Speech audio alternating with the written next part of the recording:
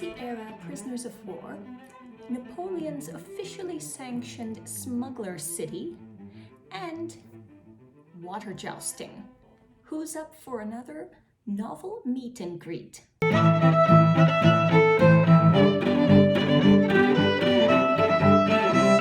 Welcome back, everyone. I'm Emilee, author of STEAMY historical romances, and today we are kicking things off with book 2 of my Currents of Love series, The Lieutenant's Lady.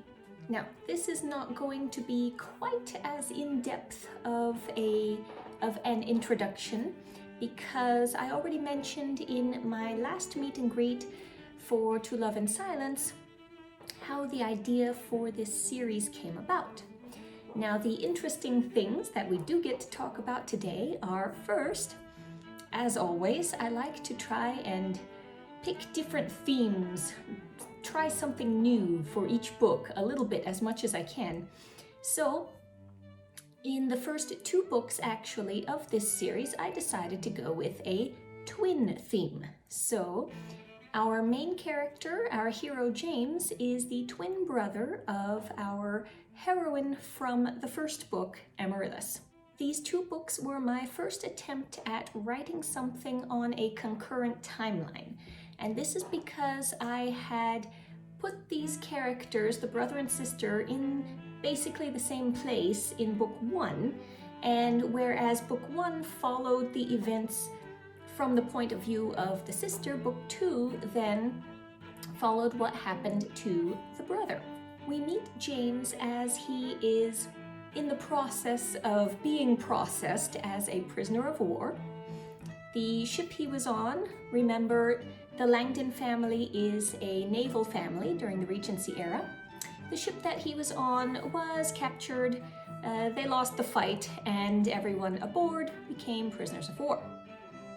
So this was an interesting new topic for me because I remembered hearing that, and actually kind of understood that prisoners of war were treated very differently, at least the officers were treated very differently in wars past than they are today. Specifically, officers were allowed a lot of freedom in their imprisonment. So I got to explore that a little bit with James. Essentially, officers were put on house arrest. They were given their freedoms, they were just made to swear on their honor that they would not try to escape. Up until the Napoleonic Wars, this generally had worked just fine. It was during the Napoleonic Wars where this system started to break down, and officers from both sides, English and French, began to not keep their word so much.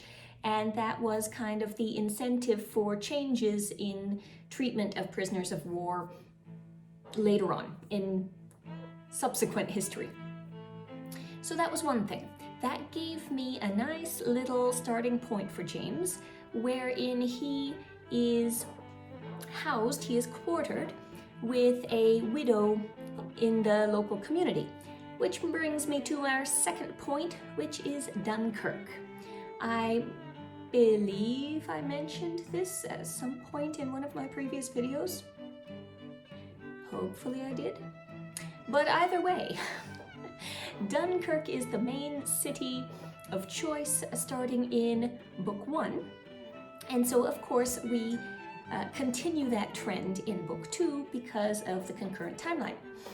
Dunkirk was an amazingly interesting city, and actually, when I first settled on this location for the action in the book, or at least the beginning portion of that, I actually did not know about Dunkirk's history as a smuggling city.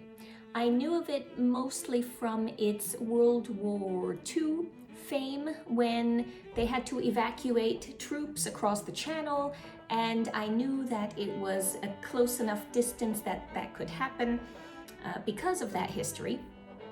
And that was basically all I knew about it. Once I started looking into it, I found out that Napoleon did actually officially sanction this city to harbor smugglers.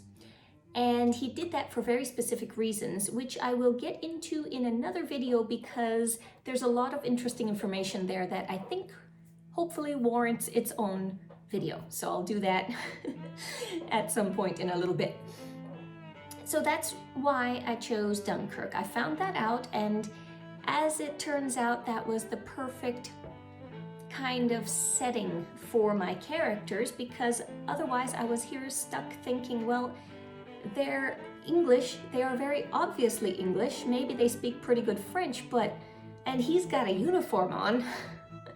So how is this character going to get back home having to travel through an enemy country?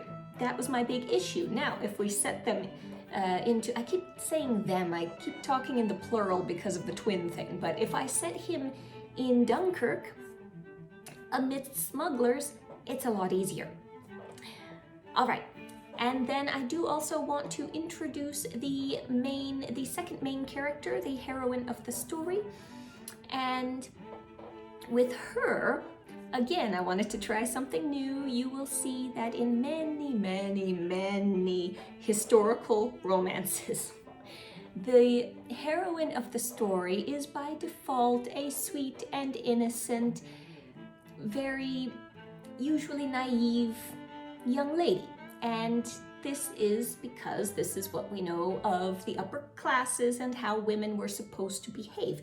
There is nothing historically inaccurate in that, but it does, for me, make for kind of a less than entertaining character, because there are only just so many balls and social events that I can send my characters to. I get bored. Therefore, I was a little bit bored at this point with the common trope for the heroine of the story, so I decided, well, why don't I make the heroine a widow, and therefore she is not quite so innocent. And in fact, I'll do better than that. I will make her kind of rough around the edges, kind of disillusioned with the world. She's had it rough. She's had kind of a disenchanting life, and therefore she's kind of a gruff character. I thought this would be a very good juxtaposition from my main character, my hero, James, because within the Langdon family brood, James is kind of the party boy. He is the fun lover, and even as a prisoner of war, he would want to crack jokes and have some fun. So making her kind of the opposite, I thought would be interesting. And on top of that, I have a tendency to make my heroines rather small in stature, petite, because this is, for one thing, again, the stereotypical ideal of femininity, and for another thing, it's what I know. I'm petite, I'm little. I am knee-high to a cockroach, according to my mother, who is several inches taller than me, and always will be. So I said, okay, so for this particular couple, I am going to give her a strength that kind of shows through in her physical appearance also. I'm going to make her tall, and therefore I gave her some Northern European ancestry. And this was a little bit also by design. For one thing, I just wanted to test it out, because she is again not your typical historical romance heroine. So I wanted to make everything match with that.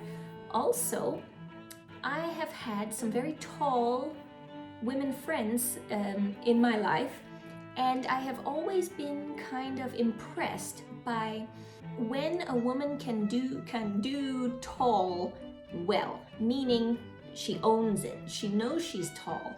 And I've had, in some cases, these tall friends of mine, one woman, she had to actually relearn how to stand. She was so self-conscious about her height that she developed a hunching posture to make herself look smaller because she was embarrassed by it. So I think it speaks to her character that she realized she could take control of her own concept of herself and stand up straight and own it and wear those tall heels and strike out proudly into the world. So that, exactly that is kind of what I wanted for my character. All right, so we get the two of them together. If you haven't guessed by now, she is the widow in whose home James is placed. And we have inciting events, of course, which lead to the both of them being on the run. And this is kind of the segue into he needs to get home, and she has her own agenda, and they basically end up working together to do that. The one other thing that I want to mention, because I don't want to give away too much for this book, is water jousting. This is going to be the trivial tidbit for this month. I am sure you're going to love it, but I will leave that off until later. As a slight hint, it is exactly what it sounds like. And my hero gets dunked in the river water jousting, but I will tell you all about that in a later video. So that is the overview of The Lieutenant's Lady. I hope it is interesting to you. I will link all appropriate information related to the book, etc. below, and keep an eye out this month for additional videos on the topic, and there's a reason why I will be letting you know about that next week as well. Thank you for joining me again. I hope you enjoyed this video. If you did, please do give it a thumbs up. Subscribe if you like to get notifications of these videos for each of my books, and I will see you next time. Until then, happy reading.